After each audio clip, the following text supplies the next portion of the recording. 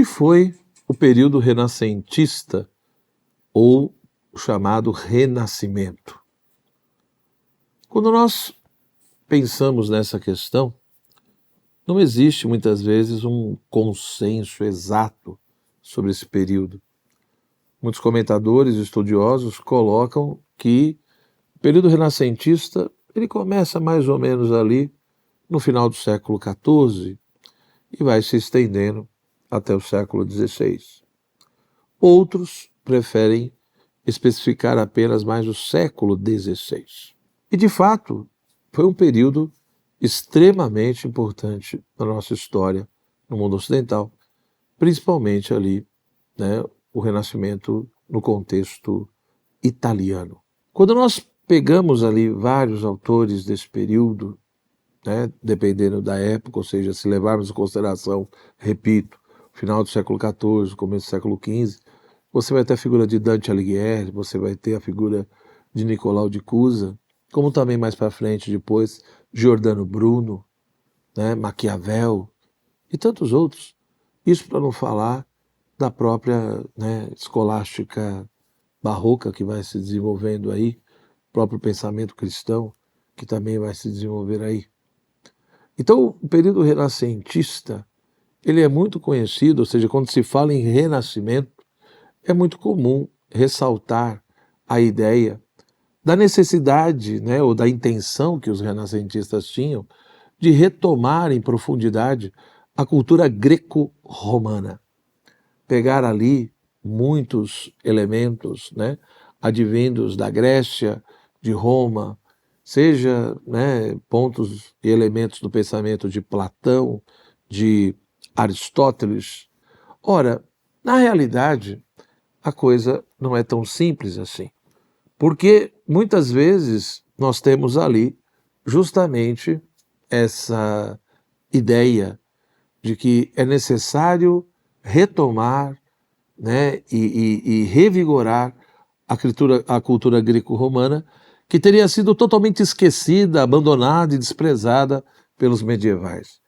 Medievais que os próprios renascentistas ajudaram a rotular, ou a própria Idade Média, que eles ajudaram a rotular como o período das trevas. Mas será que foi isso mesmo? Ou seja, será que realmente o mundo medieval abandonou, desprezou, deixou de lado toda essa questão da cultura greco-romana? Bom, não é bem assim, não é bem assim. Muitos textos desses autores que chegaram até nós, muita coisa, foi devido ao trabalho dos monges copistas, que nos mosteiros acabavam ali fazendo um trabalho penoso, difícil, árduo, de pegar esses manuscritos, esses textos e ir fazendo cópias para que as gerações futuras pudessem compreender, conhecer, ter acesso a todo esse material. E foi um trabalho longo, não é uma coisa que foi feita em 1 ano, 2 anos, Foram longos períodos. Então, em muitos mosteiros e muitos monges ajudaram a fazer esse trabalho. Na realidade, se nós pensarmos com mais calma, nós vamos ver que o homem renascentista, muitas vezes, não é que ele queria simplesmente retomar ou revigorar a cultura greco-romana. Na realidade, existia sim uma certa intenção de retomar muitos elementos do paganismo antigo. Ou seja, o pensamento cristão no mundo medieval, ele recebeu a cultura grega e recebeu a cultura romana. Todo esse trabalho que foi feito pressupunha, evidentemente, toda uma recepção da literatura, da filosofia e de tantas outras coisas advindas do mundo grego e do mundo romano. Porém, o cristianismo, ele não só recebeu, mas ele analisou e se posicionou perante aquilo que estava recebendo. E, portanto, aquilo que os pensadores cristãos consideravam que era equivocado, que era falso ou confuso, e principalmente eles tinham sim um grande critério. Por um lado, o critério da luz natural da razão, mas por outro lado também o critério do Evangelho de Cristo. Justamente por isso eram cristãos.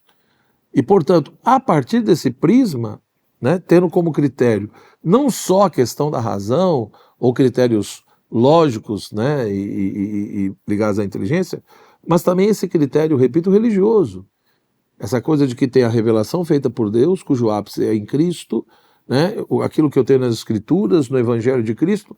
Então, muitas vezes, esse material que foi sendo recebido tinha que passar por esse crivo, por esse critério. Então, aquilo que contradizia as Escrituras, aquilo que é contra o Evangelho de Cristo, aquilo que era entendido como algo que poderia colocar em risco a formação e a salvação das pessoas, era muitas vezes deixado de lado.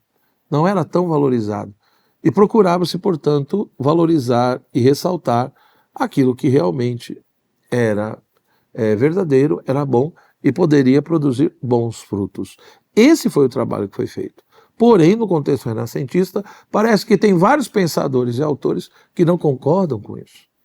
Ou seja, ali, né, já uma crítica, evidentemente, um conflito muito grande com a própria questão da igreja, né, independente de qualquer coisa, né? Ou seja, muitos embates, questionamentos, críticas e divergências começam a ocorrer com a igreja no sentido de instituição, e aí, por causa disso, muitas vezes também acabou se deixando de lado todo um trabalho sério que foi feito antes. Então, aquilo que muitas vezes foi discutido ali, principalmente no século XVI, ou final do XV, né, já é um outro contexto daquilo que foi feito no mundo medieval no século VI, VII, VIII, IX, X e por aí vai. Então é um outro período, é um outro contexto, né? E existe sim uma retomada de ideias, crenças e pensamentos, né, que estavam muito próximos da questão do paganismo antigo. Então o que os renascentistas queriam reavivar não era só a cultura greco-romana do jeito que ela foi preservada pelo cristianismo medieval. Eles queriam, de fato, retomar a cultura greco-romana, né, no seu contexto original, ou seja, vinculado com todos os elementos do paganismo. Então, no fundo, junto com isso, há uma rejeição muito forte à questão da fé cristã, à maneira como ela era entendida e expressa ali. Então, quando você pega na escultura, nas artes, na própria literatura, na filosofia renascentista, você vai ver muitos desses elementos. E o que salta aos olhos, evidentemente, é toda a questão do antropocentrismo presente na cultura renascentista.